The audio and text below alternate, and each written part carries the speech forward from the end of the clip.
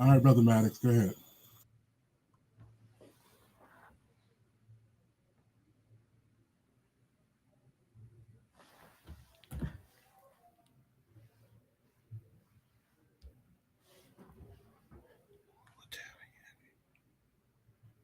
Okay, but what time you getting? You think gonna be ready? Brother Maddox, you're on. Go. Good evening, everyone. It's an honor to stand before you today as we gather for this important session hosted by the 30th Administration of the Eastern Province of Kappa Alpha Psi Fraternity. As we know, the current employment climate is unlike anything we've seen before, with dramatic shifts that have impacted not just local businesses, but the livelihood of many individuals.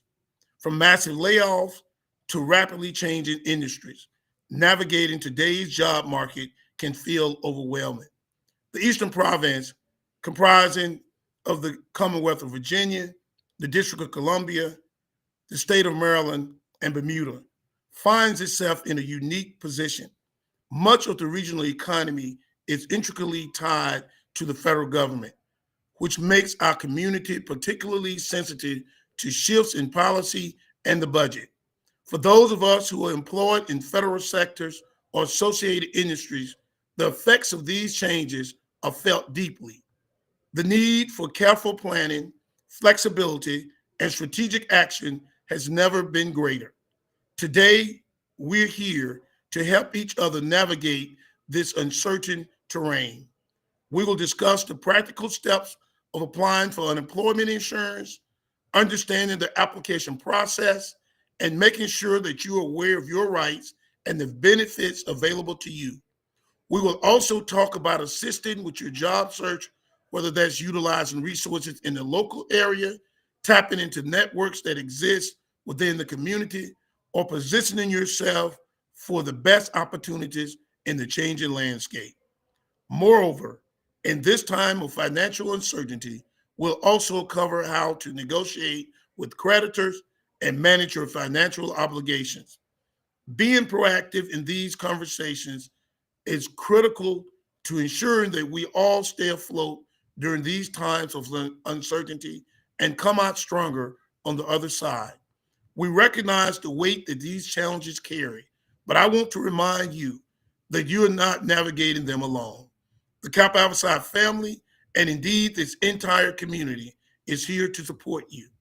Whether you're facing job loss or considering a career pivot, remember your skills, your determination, and the brotherhood that surrounds you are powerful resources. Today's discussion is just the beginning, and we're committed to ensuring that each of you has the tools, guidance, and encouragement needed to move forward. So let us take full advantage of the resources and support available as we navigate this new era together. Thank you. Uh, at this time, we will hear from a invocation from our chaplain, Dr. Cedric Roberts. Thank you, Brother Providence Polmark. So let's now prepare our hearts to go to God in prayer, because in these difficult times that we navigate this current climate, we know a God who has all power. We also know that God answers prayer. So let's just bow our heads and go to God in prayer. Everlasting and gracious God, we're so thankful and we're grateful for all the multitude of blessings, how you've kept us and preserved us all the days of our lives. When we look back and we think about how far you brought us, this is not the first time in our lives where we experience difficulty and crisis. Because as we look back and we reflect, you brought us through many dangers that we can see and that we could not see. You've taken us to very high mountains and very low valleys. So Lord, pray for every person who's on this committee, who leads this thing and to share the information with us, who leads the town hall and share the information with us. God, I pray for the heart of every listener. Number one, God, that you would give them peace in the midst of the storm, that you would remind them that we walk this journey by faith and not by sight. And Lord, as we hear the information and we share tonight, Lord, let them know that they have a group of brothers in Kappa Alpha Psi that loves and cares and that serve a mighty God. So Lord, we thank you for the spirit that will move through this meeting. We thank you, Lord, for how you're going to take care of every listener and every person who's struggling in these difficult times. And Lord, that you remind us that you are making creative all things. And there's nothing too difficult, no time too difficult, no period of our lives is too difficult that you cannot handle. Lord, remind us that even when there was a storm, you were on the ship. And Lord, you took a power nap and you asked the question, why are you concerned and why are you worried? They say, Master, do you care that we not perish? And just in a moment, you said, peace be still. So Lord, until that moment when you say peace be still in this storm, just keep our minds and our hearts open up that we may be receptive. And Lord, when this is all done, we will give you the praise and the honor that you deserve. In your son, Jesus' name we pray. Amen. Amen. And our next presenter of the evening is Brother Craig McCord, who's a retired OPM director, and also now he's a consultant with OPM. That's the Office of Personnel Management. Brother McCord. Good evening. First of all, I want to thank the 30th Administration underneath the Province Polemark, Brother Richard Maddox, for having the compassionate leadership to put on this town hall session. We are in unprecedented times, and a lot of you are undergoing a great deal of uncertainty, of stress, anxiety, and angst. And our Province Polemark wanted to put on this session so we can provide some information. Our mission is not to scare, but to make you aware of certain things that hopefully can guide us all through this time. Because whether or not you're affected personally, you may have a wife, a sister, a brother, a mother, a father, a cousin who works for the federal government and who is dealing with the ramifications of the decisions that are being made. As Brother Province Polemark mentioned, I am a recently retired HR director. I'm not with OPM though, but I was with the National Endowment for the Arts, the State Department, Department of Defense, and Department of Interior. I have over 36 years of HR experience. I would like to advise that anyone who is currently employed by the federal government, as these incredible decisions are being made, one bit of advice I want to make sure that each of you have is to make sure that you have access to what is called your OPF, your official personnel folder. Make sure you have access to that personnel folder. Make sure you print out your SF50s. These are documents of your personnel actions. So you need to have that accessible to you, because just in case anything happens, the first thing that is being done is they are removing your access to your records. So you want to make sure that you get access to those records now. Be proactive. Do not wait for any axe to fall. So I want you to, the first thing you do when you go to work tomorrow, get access to your sometimes it's called the EOPF, electronic official personnel folder. So make sure you get access to that. In addition, every current employee should know what their status is. And what their status means, what type of appointment that you are hired on. Because based on the type of appointment, that has been crucial in your vulnerability in regards to how the current administration is getting rid of certain people. So, for example, this first cut was for people under probationary status. You would be surprised how many people did not know that they were serving a probationary period. And so this came as a shock to them when their names were submitted for removal. This next step, and news is ever changing, I understand that they're going to be doing mass reductions in force. And so what this means, they're going to be abolishing positions, and they'll be going through a process that is called bump and retreat. And so what that means, based upon your tenure, your age, your performance appraisals, you will be competing against each other to see who is going to leave. And more than likely, those with less tenure will be the first ones out the door. If you are on a time-limited appointment, say a 2-year term appointment, You are very vulnerable in this climate that we're in. And like I said, I'm not trying to scare, just want to make you aware, act in how you time that we're in. If by some chance, by some unfortunate chance, you are separated from service, apply for unemployment. What a lot of people don't understand is that you apply for unemployment where you work. So if you work in DC, you apply for unemployment in DC. If you work in Maryland, you apply for unemployment in Maryland and in Virginia as well. So apply for unemployment. Now, honestly, with so many people applying, the process may be incredibly difficult. And in all honesty, the money is not going to be much, but it is there. And so it's something. So please make yourself aware of what the process is. Even if you're not in that situation, understand what the process is. So be proactive in gathering information and having it. That's very important. And I think that's crucial for what we have to do in these times. Governor Wes Moore of Maryland, Governor Youngkin of Virginia, they both set up websites where they are putting resources where employees who have been impacted can get information. Governor Youngkin said that there are hundreds of thousands of jobs in Virginia, and they're encouraging people federal employees who have been separated to look to Virginia as a place of employment. So this can be a very emotional time. I understand that. And that's why the Eastern Province is being very empathetic and trying to help and provide resources for brothers and their families and their impacted contacts so they can navigate this issue. But I think it's very important, more so than ever, that we utilize the bond that we have, utilize our networks. If you do have to find another job, utilize your networks. You have over 500,000 frat brothers. Reach out.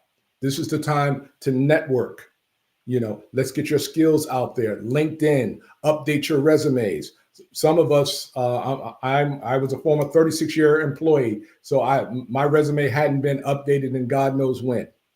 But now, update your resume. Update your resume while you have access to the information about your current and your past jobs, so you can update it easier. Don't wait until your access is removed, and then that will make it more difficult. And so with that, I don't want to take up everybody else's time, but I wish you all the very best of luck. But please know this, as members of Kappa Alpha Psi, there is nothing that we cannot overcome together, and we will get through this. Thank you. Thank you, Brother McCord.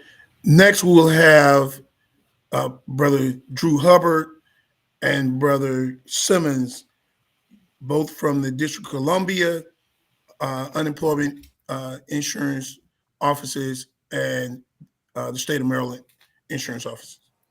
Brother Hubbard and Brother Simmons, Walter Simmons. Good evening, brothers. Drew Hubbard. Happy to be here. Glad of the invite from the Eastern Province. Proud member, Eastern Province, life member. So happy to provide this. I currently serve as the executive director of the DC Workforce Investment Council. So as the good brother was just saying previously, there are also local resources to help in the different jurisdictions that you live in as we go through these times. The pieces that I wanted to point out are for the District of Columbia, looking at how to apply to our unemployment benefits. So we do have the FAQ and website that we've shared, and that link can be provided. But I think there's a couple points that I want to make, particularly about those coming out of the federal government. You need to apply for unemployment insurance where your duty station is. So when you have that access, you need to look at your SF50 And that will tell you, and if I believe it's line 39 on your SF50, that will tell you where your duty station is.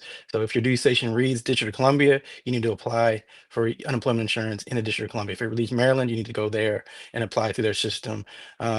It's a separate unemployment pot of money, but you apply to the jurisdiction where your duty station is.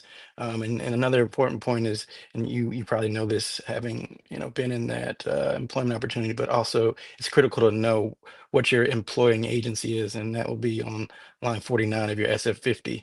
But besides that, I think as was already mentioned too, I can only imagine that many of the brothers are mid-career and beyond. You may not have looked at your resume to update it in years. So we have resources for that too. So I would encourage you to look at our Department of Employment Services for district residents, and that website is does.dc.gov.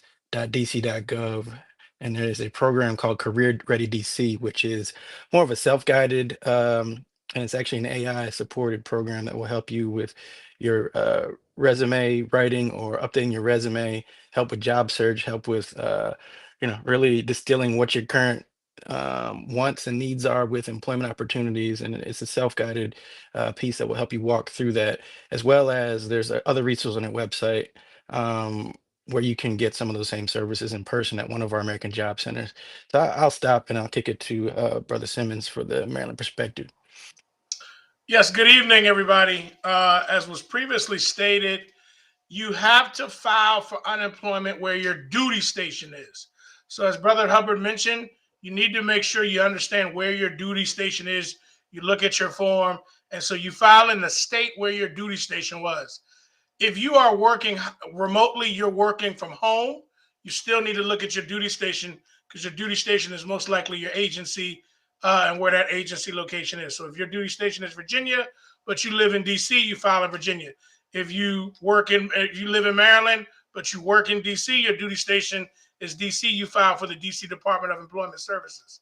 The second thing to highlight too is that federal employees file unemployment compensation for federal employees. So that is UCFE. UCFE. You will see when you log into these state systems that you might be asked to do UI or you might be asked to do UCFE. If you are a federal employee, you select UCFE. If you are a federal contractor, you select UI. Doesn't matter if you're a federal contractor, if you're not a federal employee, you are UI. If you're a federal employee, you do UCFE. This is very key, because if you select the wrong thing or you apply in the wrong state, your claim will get rejected, right? Or denied. And then they will tell you, but those are weeks that you're missing in unemployment insurance compensation. And as the good brother said before, anytime states receive this massive rush in unemployment, sometimes you can expect delays. So you don't want to have a delay because you filed in the wrong state or you selected it. Also keep in mind that your weekly benefit amount, they're going to call that a WBA, a weekly benefit amount, may vary by the state that you're filing in. So you might look at somebody else and understand it, but Virginia might have a different pay rate than DC. DC might have a different pay rate than Maryland. It is going to be less than your normal salary, but even the pay rates may change based on the state that you're filing your unemployment insurance in. And your unemployment insurance is rated on your last 52-week period. Your last 52-week period. Now, something that they haven't really answered our questions on, if you are and the good brother said it before we got on, if you're in your probationary period, you are highly likely, if you haven't already gotten a letter, you're on the list of people that they can do a reduction within that probationary period, which means you may not have a full 52 weeks. That's going to further decrease your payment benefit amount. So if you're in a probationary period, you really want to find your state and ask those questions to figure out what is the most optimum way for you to get the maximum benefit amount.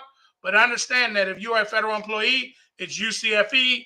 If you are not a federal employee, but you're a federal contractor, you're going to file for UI. Your weekly benefit amount is going to vary by state. And keep in mind, your weekly benefit amount is based on your previous 52 weeks. If you were in your probationary period and don't have 52 weeks, they're going to go by the weeks you have, which is going to decrease your amount. And we submitted a slide with the different links for Virginia, DC, and Maryland. You can have those.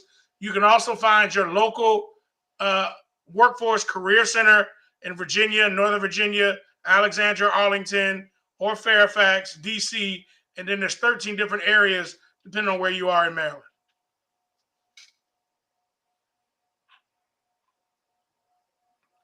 Happy to stick around to answer any questions. Yep, exactly. Likewise. And again, I'm looking at the chat. Probationary period in the chat. They're going to define that. That should be in what the good brother said before we got on. They're going to define how that probationary period is going to be, how they define it. Traditionally, what we see is 1 year probationary period, but you should have an official start date, and it'll tell you your probationary period. Non-federal employees, you're going to go to your same state website. You're just going to file for UI. And then, yes, Brother Boatwright, you're going to file your unemployment claim in the state where you work, your duty station, not where you live.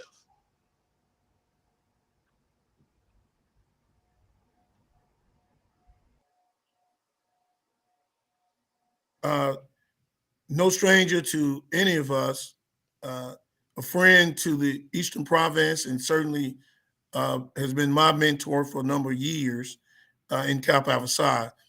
We're bringing on the 31st grand pole mark of Kappa Alpha Psi, but he comes in the capacity of being a bankruptcy trustee.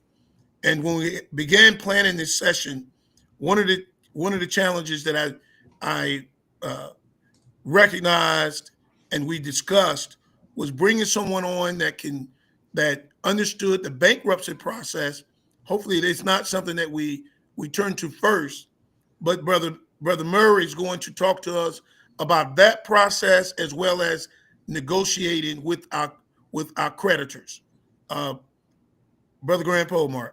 Thank you very much, Brother Maddox. Brother Providence Polmark, thank you for the opportunity, and to those special guests who are Kappas, number one, and those special guests who are non-Kappas. We know that this is a varied audience that we have today. I'm Dwayne Murray. I've been working as an insolvency lawyer for about 36 years, so I have a little knowledge that hopefully will be shared tonight that will assist you should you need. One of the things that we have to recognize, and that's the Providence Polmark indicates, that yes, bankruptcy should be last, but bankruptcy is a resource for you to make sure that you keep the things that you own, keep the things that you want to keep. Bankruptcy can help you if done right. And so you would want to seek, special bankruptcy counsel. But as the Providence Polmark has indicated, let bankruptcy be last. What I would suggest to you, with all of the layoffs and things going on of that nature, yes, try to be as conservative as you possibly can. I would suggest to you at this time not to charge on your credit cards and things of that nature. If you really, really need it, pay cash for right now. Don't finance any obligations right now. One of the things I laugh about with my bankruptcy class is I watch people go to Starbucks all the time and finance a cup of coffee. It's just something it's hard for me to understand as an insolvency lawyer. Why would you finance a cup of coffee by swiping your credit card? It's just not worth it. But keep in mind that there are people that are out there to help you. One of the things that you can do if you find yourself in a bind, you've been laid off from work, you need the protection of a bankruptcy court. First of all, think about the opportunity that you may have personally, and that is to try to negotiate with your creditors. Look, those persons on the other side of the telephone, those ones that might be calling you and you view the calls as harassing calls, those are only individuals trying to do their job. So one of the things that I would suggest to you, if you're negotiating with a creditor, you need to keep a level temper when speaking with someone. That is the person on the other side whose job is to do what? Collect on that particular debt. Most of the times, you have given something up, either a home, you've given up a car, and you're giving up household goods as collateral for payment of a debt.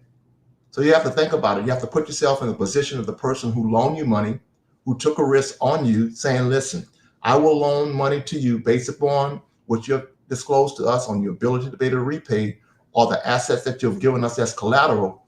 And should you not be in a position to be able to pay, we have a right to contact you to see if we can work out some terms, or you have to be in a position to feel comfortable surrendering the collateral, i.e. giving up your home, giving up your car, giving up certain household goods, things that you may have associated with the opportunity to be able to borrow some money. So if you find yourself in that bind, try to negotiate. Again, keep a level head talking with your creditors because they're human as well. If you have a hot head, they're going to have a hot head. If you talk to them very civilly about, and painting your financial picture, I've been off from work. I haven't had a check in the last 8 weeks. I'm steady looking for opportunities for work. They may have the compassion in their heart and say, well, look, what we're going to try to do here, we're going to revisit this in about 3 weeks. Call us on this date at this certain time. Those are small obligations that you have to keep. If you're working with a creditor, everything that you tell them needs to be truthful. Why? Because it's, President Reagan indicated trust but verify. Well, they're going to verify certain things that you're telling them. A lot of times your creditors can go to the, I call it the DOL, Department of Labor. They can look to see if you're employed. It's determine who you're working for. They can determine if you have a job and you're hiding income and things of that nature. So be honest, be truthful. Most of the time you're looking at delinquent debt. You have an opportunity to talk with your creditors and suggest to them, look, on a particular credit card, I have not paid in the last 3 weeks, or I haven't paid in the last 4 weeks. Maybe here's an opportunity where you can suggest to them, let me pay principal only, or let me pay interest only.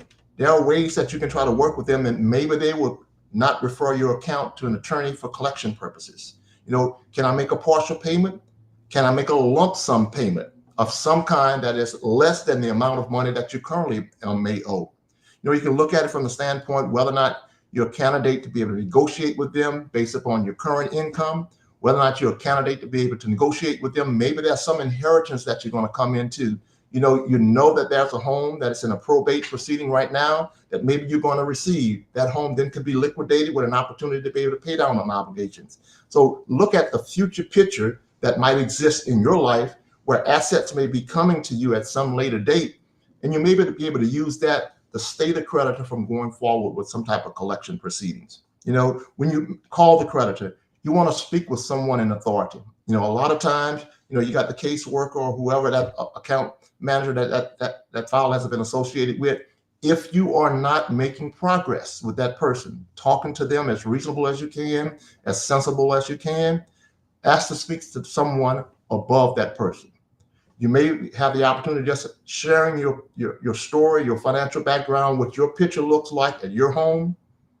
That new person may have an opportunity to be able to offer you an opportunity to either buy a little bit more time, provide yourself with some type of forbearance, or opportunity to maybe be able to talk to the first person that you were speaking with to maybe to get them to look at your picture a little bit different. Again, keep a level head and try to portray your financial picture as clear as you can in the most simplest terms that you can. You can save money when you're trying to negotiate by always offering some number lower. Look, I tell my clients all the time when they come here, it's like selling a used car. You know what price you want for it, but here's where you always offer a little bit more, right? Because you're trying to hit a target number. Think about the creditor. Put yourself in their position. If you're trying to negotiate a debt, the higher you start, the more money they're going to want from you. Always start low if you can. Let them come back with some type of material offer. Maybe it's a number that you had in mind. Use that as a stepping stone to get you where you might want to be. Let me glance over at the questions just in case there's something I need to address immediately. If not, I'll continue. Okay, these are questions dealing with federal employment. These are not questions dealing with debt. So I'll continue. If you're negotiating with creditors, there are some pros and some cons. There are a lot of debt relief agencies out there, and you want to reach out to them if you cannot negotiate the debt yourself. Look for the help of a professional. You can go to a different company. There's one called National Debt Relief, another Turbo Debt, Freedom Debt Relief, Cambridge Credit Counseling. You can Google all of these people and others to find someone as a professional who might be able to come in, look at your entire debt portfolio, let them work with all of your creditors for an opportunity to be able to let you reduce your payments and hopefully keep you out of some type of garnish proceeding or keeping you from some type of eviction. Those are the type of things that you want to do by looking at debt relief companies. Now, if for some reason your opportunities of trying to negotiate a debt down yourself, or if you can't go to a debt relief agency and they're unable to assist you, then in my world, where I make my living at, it's called bankruptcy. It was indicated to everyone Bankruptcy is not for failures. Bankruptcy is for people with common sense who are trying to keep the assets that they have worked hard for, trying to keep a home, trying to keep your cars, whatever luxury items that you might have. Bankruptcy is an opportunity for you to be able to keep those things. There's a misnomer out there that if I file bankruptcy, I lose everything. If I file bankruptcy, I'm a failure. Think about some of the most rich people in America. They utilize the bankruptcy system. Congress put this system in place for each and every one of you, should you need it, to get what is called a fresh start. In bankruptcy, we can reorganize the debt or adjust the debt for mom and pop. In other words, for husband and wives. We can adjust the debt in subchapter 5 bankruptcy, a newly created opportunity for small businesses with debts under 2.5 million. During the pandemic, we had the debt ceiling approved by council at $10 million. Think about the number of small business people that we're able to help: barbershops, salons, small grass cutting companies, and things of that nature, who needed an opportunity to be able to stay afloat. Now, yes, the government came in with PPP loans and all other type of opportunities to be able to help, but here bankruptcy was able to be afforded to many people. Now, also, let's just say you have a major business and you have, you've been affected by federal contracts have been pulled from your business, and you want to keep that business intact. Chapter 11 is available for you. Chapter 11 is available for very sophisticated debtors. Individuals can file Chapter 11 if you have a very sophisticated financial background. For example, you may be a person that owns several, strip malls. You might own several other properties that you use as rental property. You may be a prime fit for Chapter 11 bankruptcy by not filing Chapter 7, where maybe you would lose some of those high price assets because they're not generating the cash flow that you need. Why? Because so many people that are your tenants have been laid off. They too can't pay their debt. Well, maybe Chapter 11 is a way for you to be able to reorganize your debt, stretch things out, push the obligations out a little bit, and be able to keep all of the things that you own at this time. There are various types of bankruptcy. Chapter 7 is a liquidation proceeding where you have an opportunity. If done right, you can keep the things that you want to keep. For example, I might have credit card debt of $120,000, medical bills, other type of signature loans and things of that nature. And I can't pay my house note or my car note because of all of those obligations coming in at one. Maybe if you can wipe out all of the credit card debt, medical bills, signature loans, small home loans that you applied your income against. Now, after Chapter 7, which lasts normally, if done right, 60 to 90 days, you can get a discharge of all of that other debt, and the only debt that's remaining is your home obligation as well as your automobile obligation. Okay, keep that in mind. Also, Chapter 13 bankruptcy is where we normally try to reorganize. I'm behind on my home, say 8 to 10 months, and I can't pay that obligation. Instead of you not having that opportunity to be able to keep your home, talk to a lawyer about how to reorganize under Chapter 11. We can take all of your debt, put it in a plan, either 3 years to 60 months to a 5-year plan, stretch out those obligations with an opportunity to be able to help you get back on your feet. And in Chapter 13, you have to have a regular income. And as I indicated by subchapter 5, we want to reorganize a small business. You want to keep your business afloat. If you have debt less than 2.5 million, we can help you there. And then Chapter 11, there's really no ceiling. We can help you there as well to try to keep your business afloat. Or if you're a sophisticated debtor, at the same time, you can use Chapter 11 for that. So I'm not sure if there are any particular questions now. Let me return back to the screen to see what we have.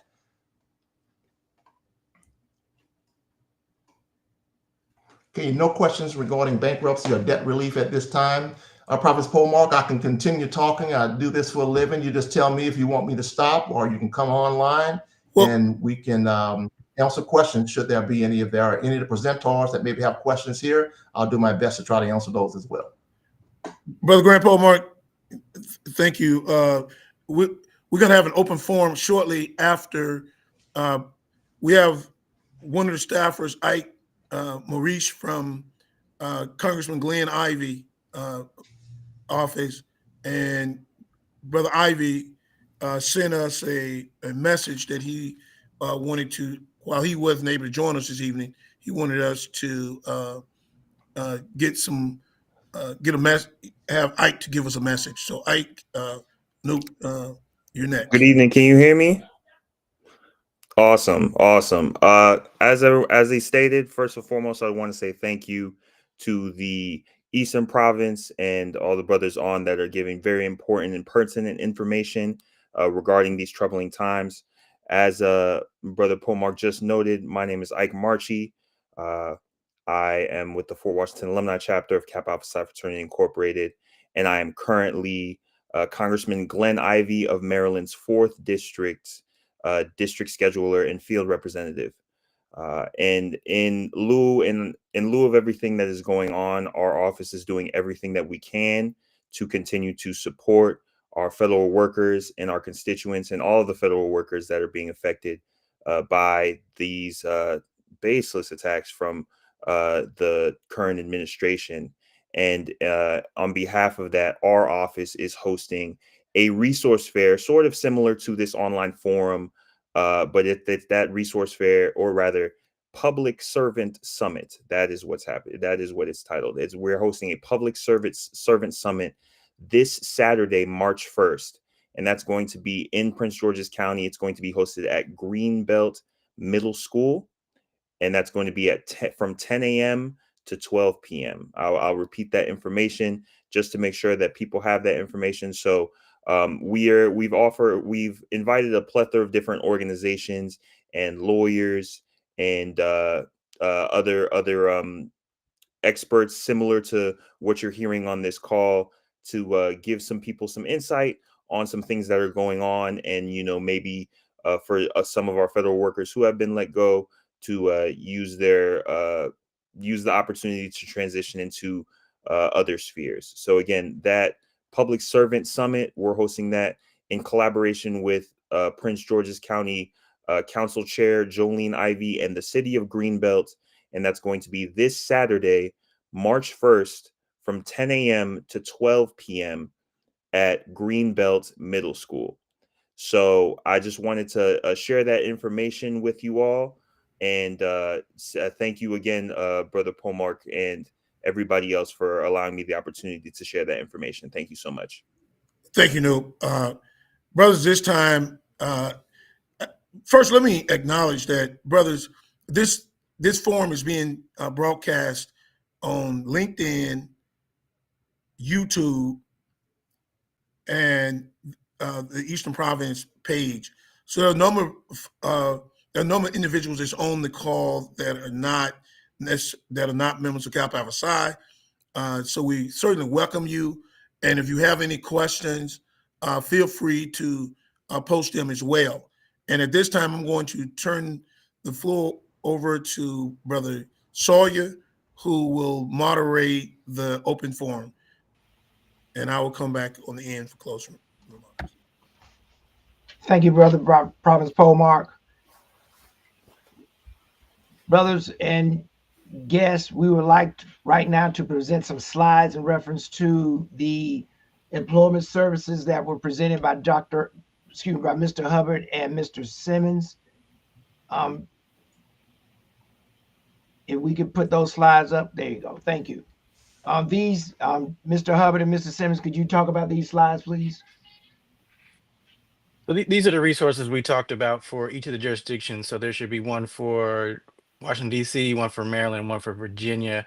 As one of the good brothers talked about, both the executives of Maryland and Virginia have already posted websites with resources. The District of Columbia website is under construction now, and we'll have a set of resources that we described too. But these are the two that are already active from Virginia, and the unemployment FAQ and website for the District of Columbia.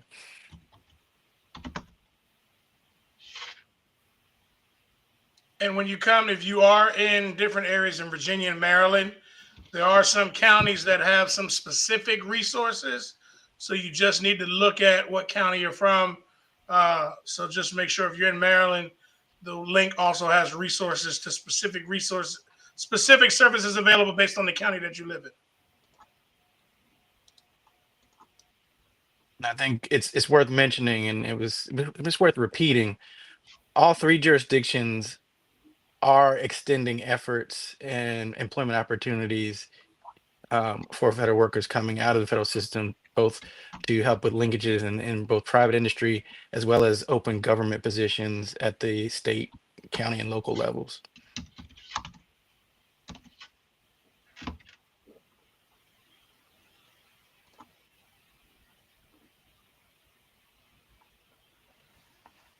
Okay, thank you. We have another community service announcement. If you could post the information about the public service summit for Saturday.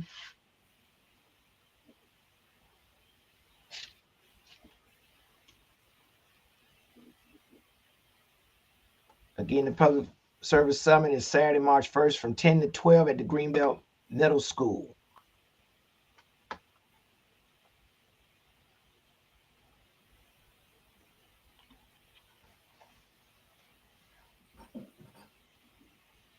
The next question, if anyone can answer this, is there any truth to debts that can be discharged by 1099A, 1099C?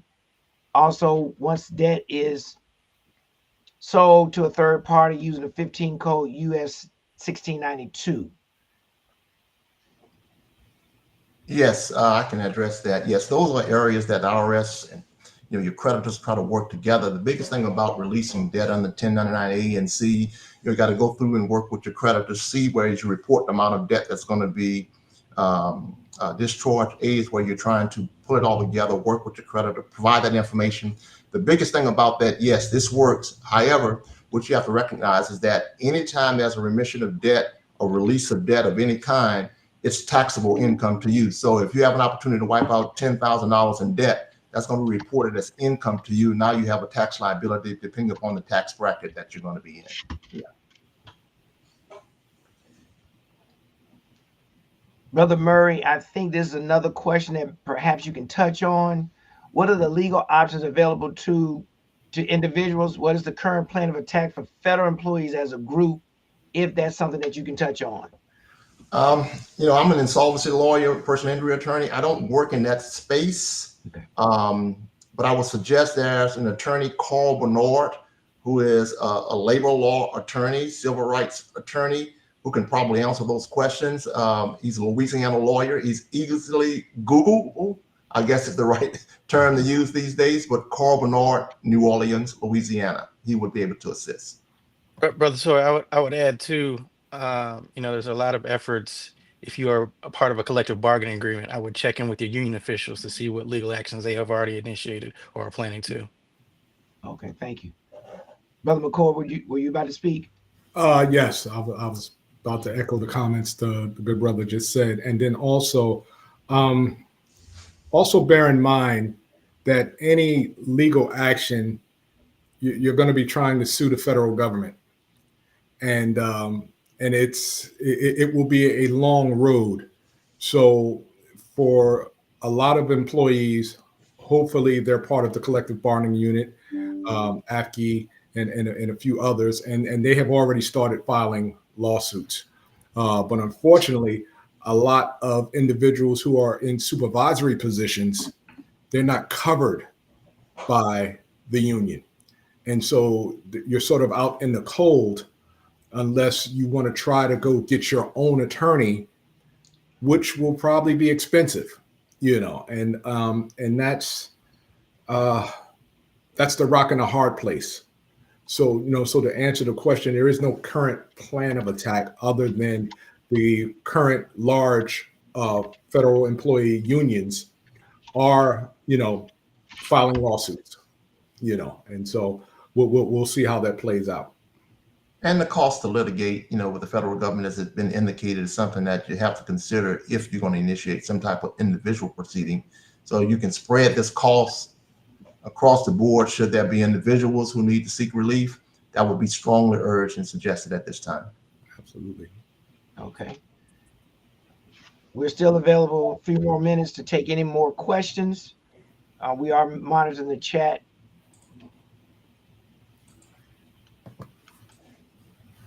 Okay. I mean, I would jump in. Brother McCord said it earlier. I think as you all are moving forward, really use the power of LinkedIn to that tool. One, a lot of our local resources. I'm the director for Prince George's County, Maryland. A lot of local resources are posted on LinkedIn. We have job fairs every 2 weeks. We have a tentative job fair plan that we're looking at for March 12th. We'll open it up to every, for all federal employees from across the region, where we're inviting state, county, and local governments that have openings available. But again, it's going to be hard for you to get one email or track it. But much of this stuff is on LinkedIn. There are also a number of federal employees are creating resource groups on LinkedIn as well that are publicly available. So I would really just want to highlight and elaborate and reinvest the time that Brother McCord mentioned of leveraging the power of LinkedIn and also leveraging the power of this fraternity, because there's brothers across all areas of government. But LinkedIn is going to be a key tool as we look to repurpose and realign. And thank you for that. Also, Mo, one of the other things that come to mind listening to Brother Simmons talk is that, reaching out to resources. One of the things that I find in my profession of insolvency, I find when debt breaks up families. So look, every association out there has what we call pro bono hours.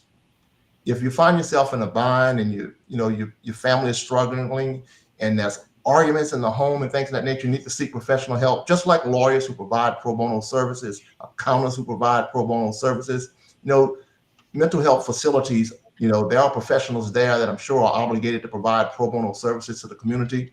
Seek the help for counseling to help things maintain some type of stability in your households. I can just only imagine what I see on a daily basis, the people that come through my office, what the shakeup is going to happen in this nation.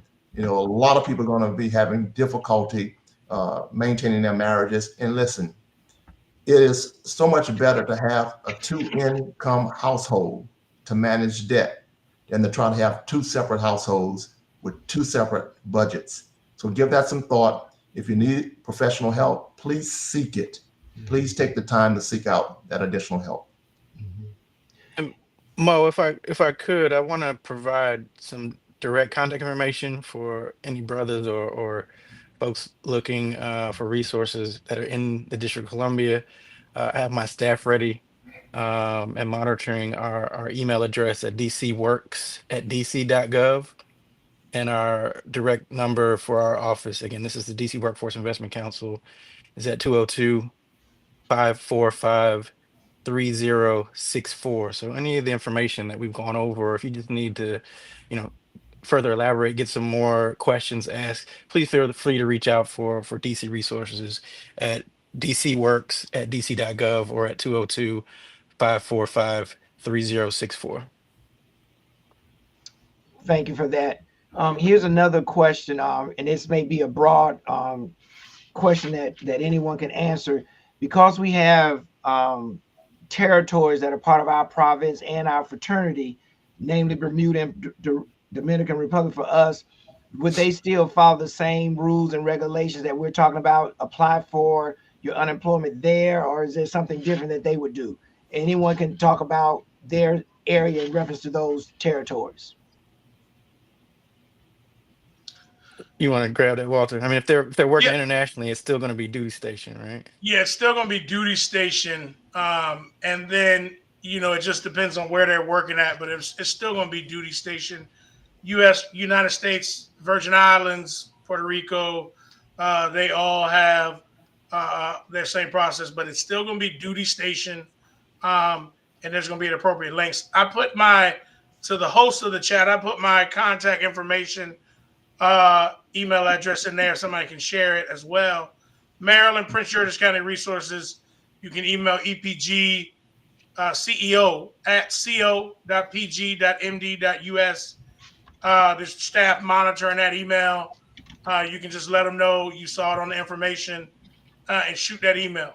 Again, I want to highlight, this is Brother Hubbins and I's day job. Workforce development, we do it every day. So you will not bother us by sending us an email.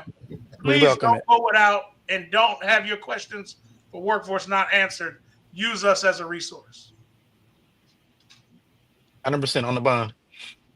Okay. Content. Okay. Yes. There's a question. Are the contact information, the slides going to be available after the forum? Yes. We will have those posted.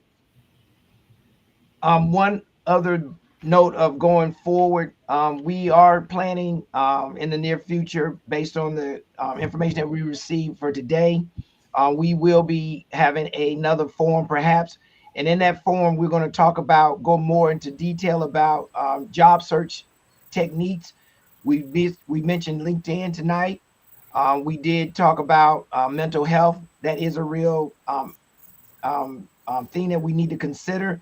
And we're also going to go into more detail about resume building. Brother McCord touched on that. You may have someone that's been in the federal government for 25 plus years and haven't touched their resume. So we will be doing another series in reference to those topics. And if there are other topics that you want us to talk about, please make sure that you email us or bring that to our attention. Okay. Brother Praz, Proverbs, Paul Mark, Linwood Smith, you want to say something? Yeah, good evening, brothers. Good evening to the 31st Grand Pole Mark and to the 30th Eastern Province Pole Mark. Brothers, as the brothers on this call, this is my field. So I'm Deputy Assistant Administrator for the Transportation Security Agency, where I'm responsible for 76,000 employees. As you can imagine, the last 3 or 4 weeks, we have not gotten much sleep. One of the things I want to tell you that's very important that Brother McCord talked about, brothers, if you have a chance, or anybody else that's on the call tonight, make sure you get your performance rating.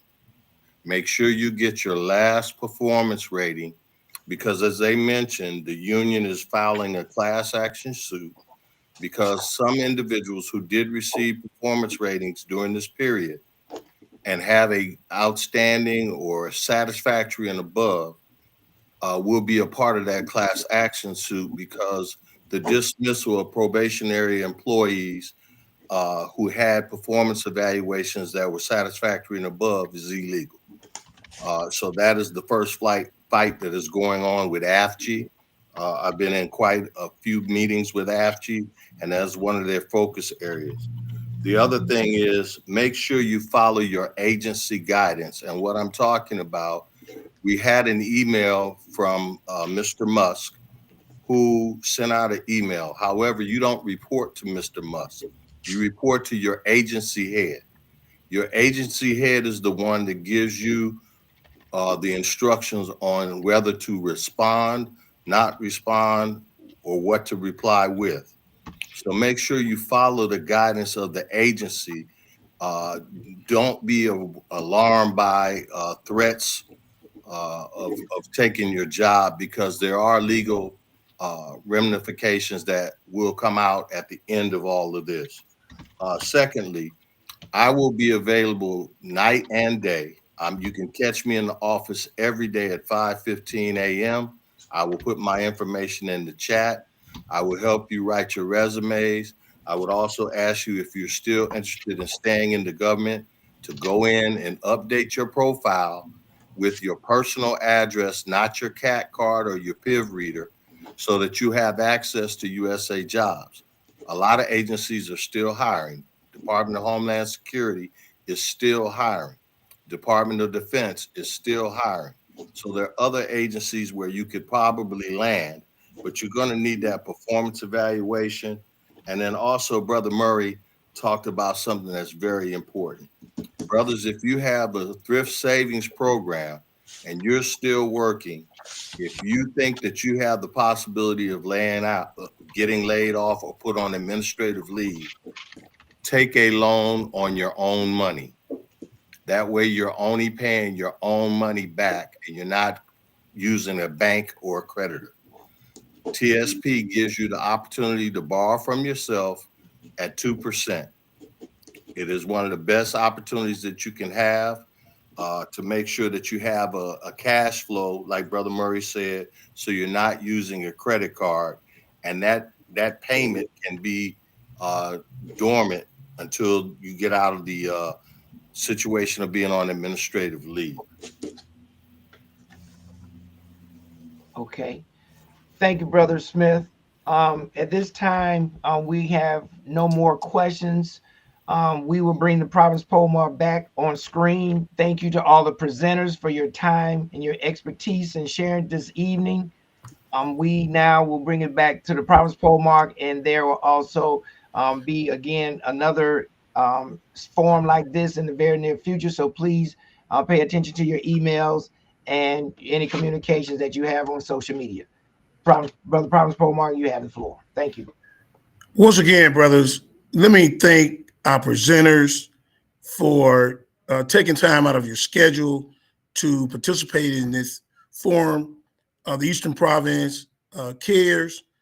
And we even have a program, Brother Grant Polemark, as you witnessed at our C. Roger Wilson, that we rolled out that's called EP Cares, which is a play on the 31st administration's eye care program.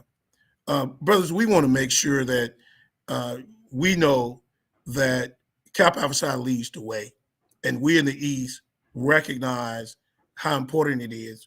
And so while this was put on by the province, and let me certainly not sit here and act as if this was all my idea, all my doing, because these brothers that I'm going to recognize took calls at some time. I thought they were in the Eastern Province or in the Eastern Time Zone, and they happened to be in the Central Time Zone. And so when I called at 6, I really was calling them at 5, but they were still willing to wake up and eventually make the call back.